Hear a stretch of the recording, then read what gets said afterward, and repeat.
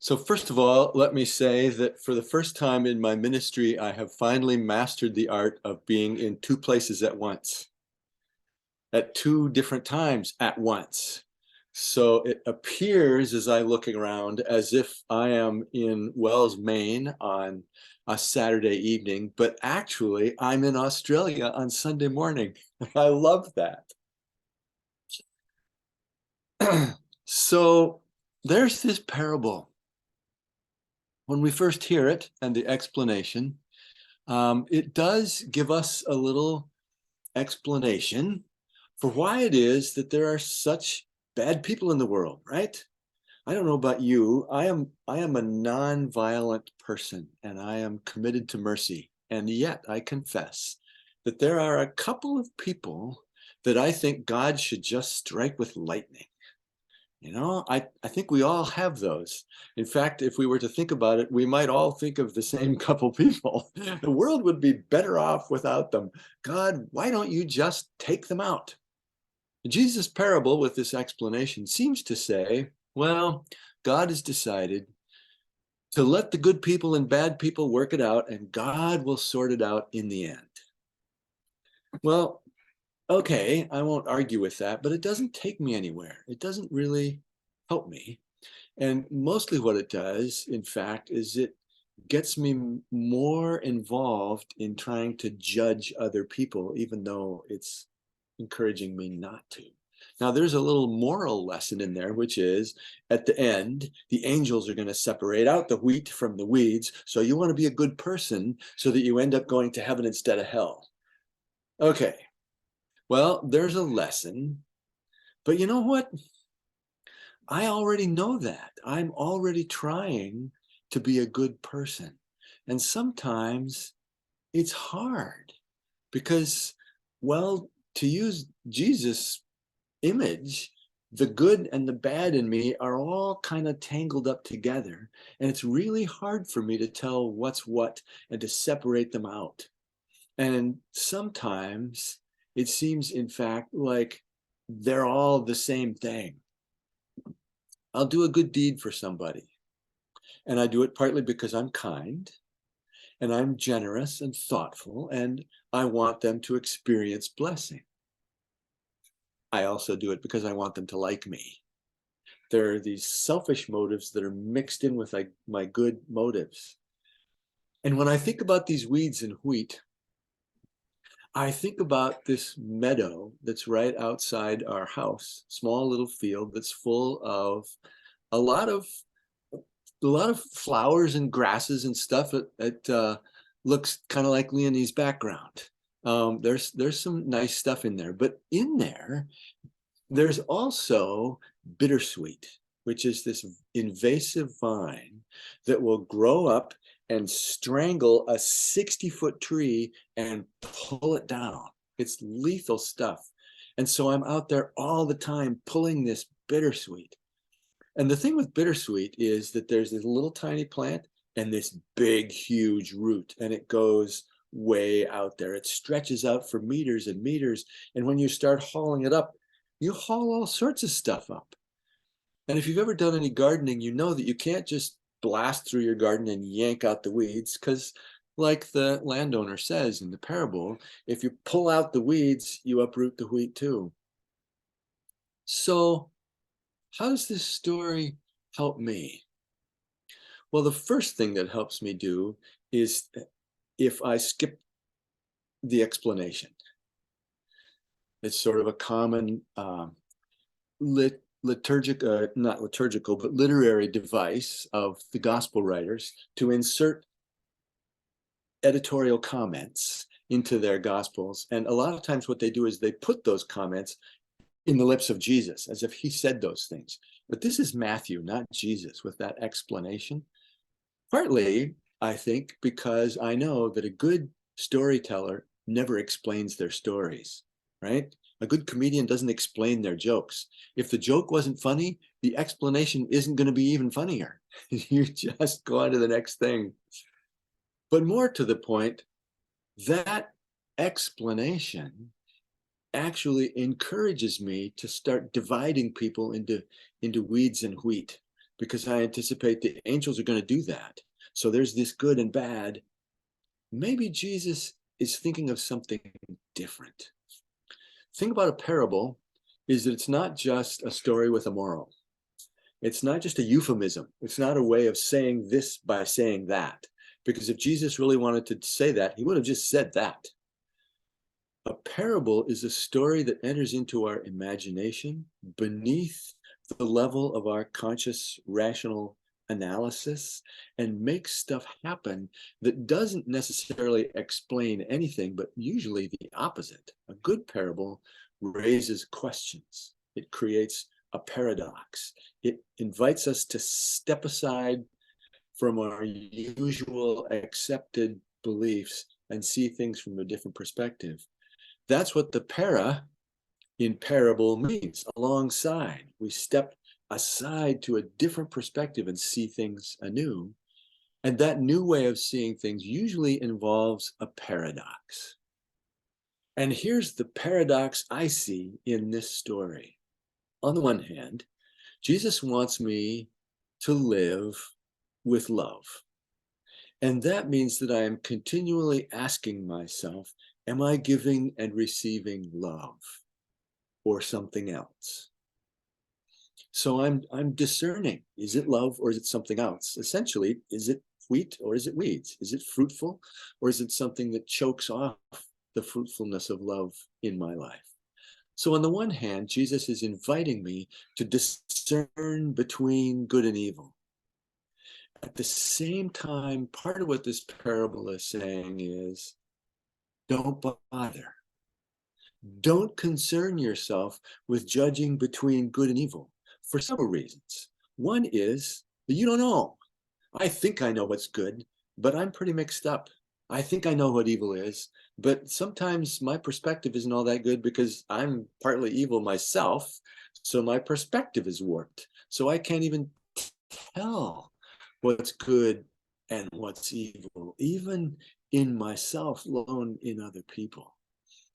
Part of what's going on in this parable is that it's not just about those people, those bad people, as opposed to us good people. Like that prayer said, we think we're the wheat. It's also not about the present and the future.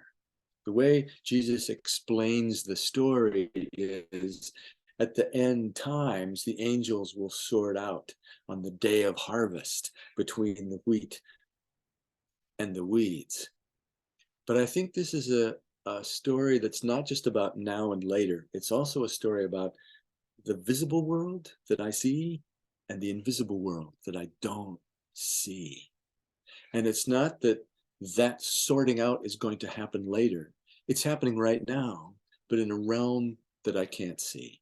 I am not privy to the real difference between good and evil. Partly because they are pretty mixed up. The roots of good and evil are tangled up, not only in me, but in reality. You've probably heard a story, something like many stories that we've heard.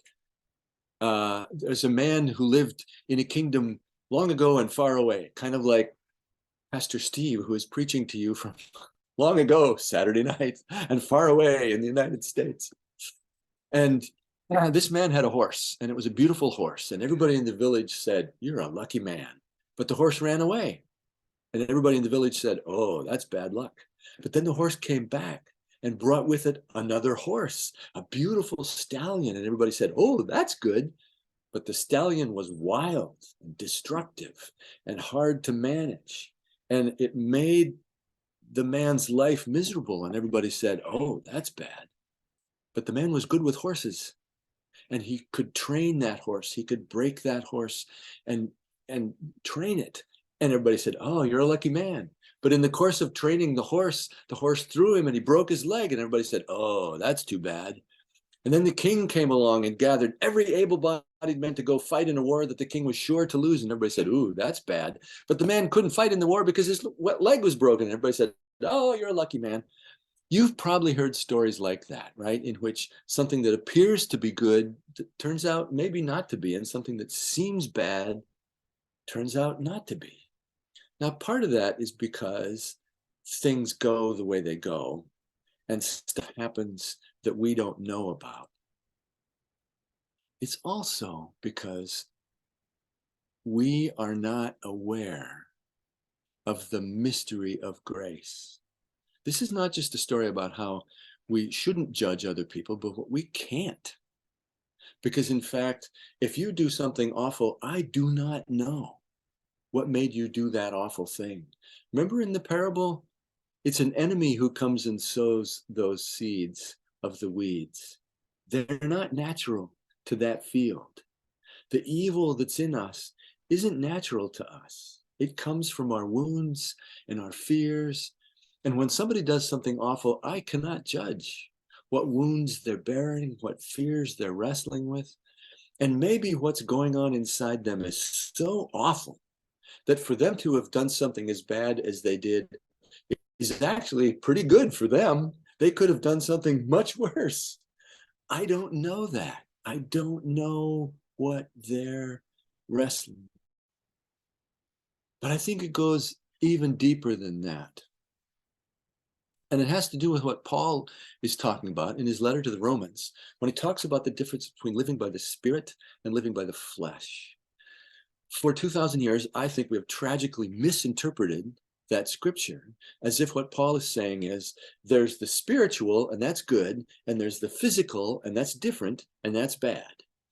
And so everything that's spiritual is good and everything that's of the flesh is bad. And of course, we associate the flesh with things like women, because women are judged according to their bodies. So women are a little less righteous than men. And we've decided that some physical pleasures are bad, like sex and chocolate, right? That's why we talk about sinful desserts, because all of these physical pleasures are bad. Paul is not talking about any of that. He's not distinguishing between spiritual and physical, because in fact, they're the same thing. The spiritual is the physical. The word is made flesh. What Paul is talking about is that in my experience, I am this body. I am this bundle of flesh here, and I'm contained and defined and limited by this flesh. This is me. And each one of those other bundles is you, and we're separate. And no matter how close we get, we're two separate things. And Paul says that's an illusion. We look like we're separate, but we are actually distinct fingers of the same hand. We're all part of a larger living organism. We're members of the body of Christ. And the eye can't say to the hand, I don't need you because you're not an eye. You're not part of me. We are part of one another because God is infinite. That means there's nothing outside of God. So the entire created universe is inside God, which means God is inside of all of us. So no matter how awful the person, God is in that person. And God, that person is God's beloved. And no matter how awful the things are in my life, God is present in that. And I can't judge it as being purely good or bad, because no matter how good and bad it is, God is there. Since we're worshiping sort of side by side here with Hildegard of Bingen, I'm thinking of something that Hildegard wrote once when she said, humanity, take a good look at yourself. Inside, you've got heaven and earth and all of creation. You are a world. Everything is hidden in you.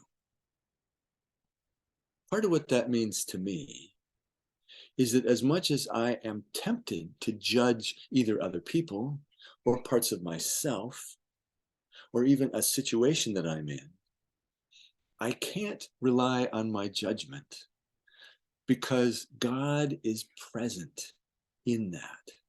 And because of that, grace is possible no matter what.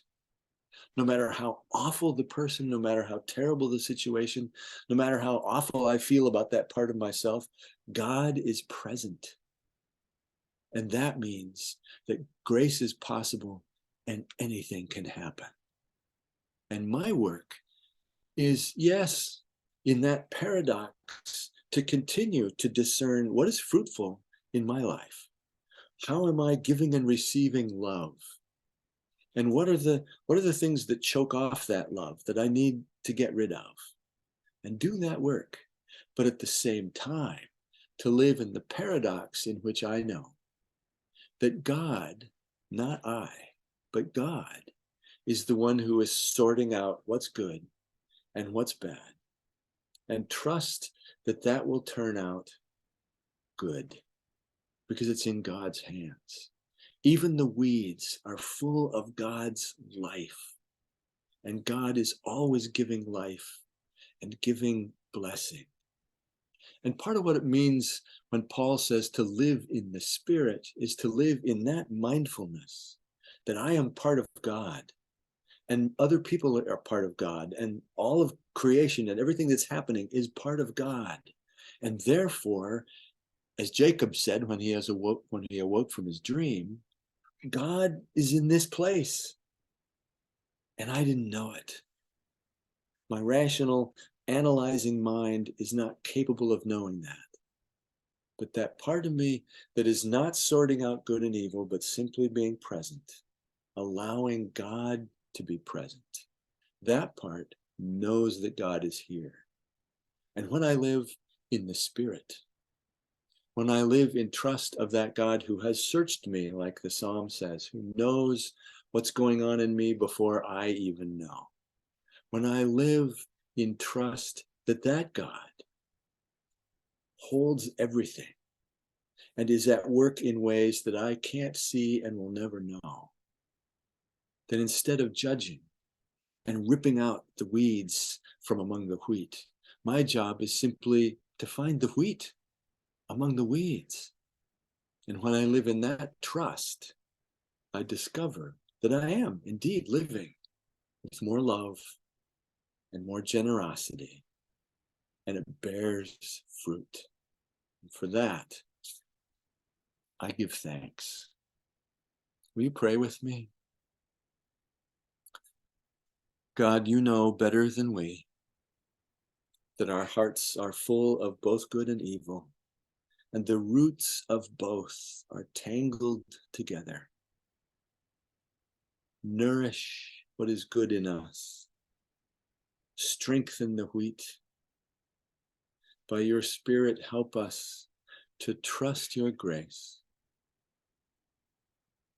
that by the mystery of your working in us and in others and in all the world, your will shall be done.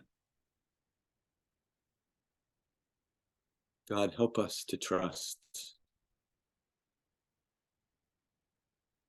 Help us to be mindful of your presence, to listen for your voice, and surrendering everything to your love, to live in harmony with your grace.